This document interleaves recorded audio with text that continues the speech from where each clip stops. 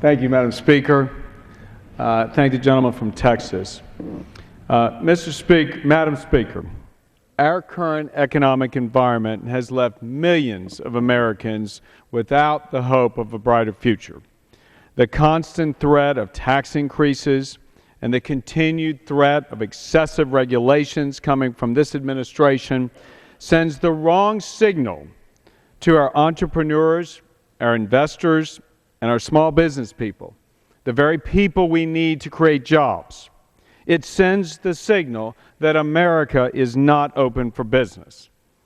And there is a sense that we may be falling behind other nations in the global marketplace.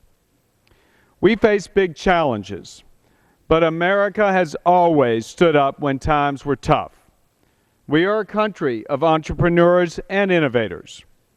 Madam Speaker, it is time to energize our small businesses and job creators and get the economy growing again. When House Republicans released our plan for America's job creators, we outlined our ideas to get our economy back on track, to promote an environment for job creation, and to ensure America remains the land for opportunity without raising taxes or adding to the deficit. And part of that plan was passage of the free trade agreements with Colombia, yes, Panama, and yes, South Korea. But our support for passing these agreements is not new. On December 22, 2009, I, along with other House Republican leaders, wrote to President Obama outlining what we called the no-cost jobs plan. In that letter, we noted that passage of these trade agreements would, according to experts, increase exports by 1%. That 1% increase in exports equates to 250,000 new jobs. We noted in our letter that the only thing standing in the way of creating those jobs was for the President to submit the trade agreements to Congress for approval. Since then, we have repeatedly called on the President to move forward with these agreements so we can clear the way for thousands of new jobs and create an environment for economic growth.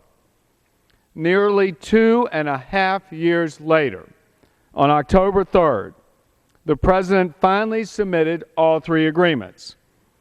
I am glad that this administration has recognized the importance of expanding market access for American companies, both small and large. As Majority Leader, I introduced all three agreements the very same day the President submitted them. And I am pleased today that the House will approve all three agreements. By moving forward on these agreements, Madam Speaker, we will help manufacturers in my home state of Virginia and those across the country to increase exports and increase production. The more manufacturers produce, the more workers they need, and that means more jobs.